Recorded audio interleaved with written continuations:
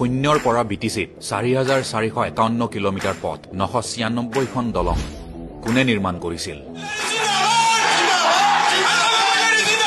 কোকৰাঝাৰ চিকিৎসা মহাবিদ্যালয় কোনে নিৰ্মাণ কৰিছিল? প্ৰতিখন জিলাত ৪খন অসামৰিক চিকিৎসালয়, বিটিচিত ১৩খন মডেল চিকিৎসালয়।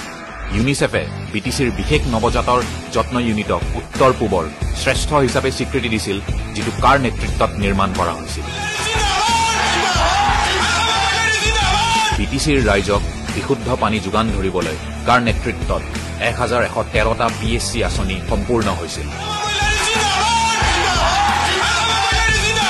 বিটিচিৰ চুক্তি অনুসৰি কাৰ নেতৃত্বত বিটিচিত CIT স্থাপন কৰা হৈছিল, য'ত বিটিচিৰ ছাত্ৰ ছাত্ৰীৰ বাবে ৬০% আসন সংৰক্ষিত আছিল? বড়োলেণ্ড বিশ্ববিদ্যালয়, BB engineering college, civil services clear কৰা ছাত্ৰ ছাত্ৰীক কোনে দিলে ৩ লাখ আৰ্থিক সাহায্য?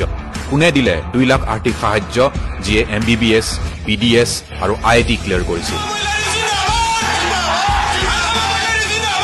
কোকৰাঝাৰত ছাই ষ্টেডিয়াম কাৰ নেতৃত্বত স্থাপন কৰা হৈছে? ২০০৮ চনৰ পৰা বিটিচি চৰকাৰে ক্ৰীড়াবিদক প্ৰস্তুত কৰিবলৈ আৰু বিশ্বমানৰ প্ৰতিযোগিতাত অংশগ্ৰহণ কৰিবলৈ, তেওঁলোকৰ দক্ষতা বৃদ্ধি কৰিবলৈ, ক্ৰীড়াত মহিলাক সবলীকৰণ কৰিবলৈ মহিলাৰ বাবে বিশেষ শিবিৰ আয়োজন কৰা হৈছিল আৰু লগতে শাৰীৰিকভাৱে অক্ষম ব্যক্তিক আৰ্থিক সাহায্য দিয়া হৈছিল কাৰ নেতৃত্বত? ৫,০০০তকৈ অধিক ট্ৰেক্টৰ, ডিজেল পাম্প ছেটৰ বাবে ৭৫% ৰাজ সাহায্য, সৌৰ কৃষিত ৮০% ৰাজ সাহায্য, কৃষকৰ বাবে কৃষি মন্থন যোজনা পেঞ্চন আঁচনি, ৩,০০০তকৈ অধিক কীটনাশক মেচিন, ৩,৭২৫ কুইণ্টল মাটি কৃমি সাৰ, আধুনিক কৃষি শক্তিশালী কৰিবলৈ ১৫টা পাৱাৰ টিলাৰ বিতৰণ কৰা হৈছিল, যাৰ পৰা ৭৫,০০০ ৰাজ সাহায্য প্ৰদান কৰা হৈছিল। কৃষকসকলে তেওঁলোকৰ শস্যৰ সৰ্বোত্তম মূল্য পাবলৈ কৃষক আৰু উৎপাদক সংস্থা farmer and producers organisation FPO কাৰ নেতৃত্বত সংগঠিত কৰা হৈছিল?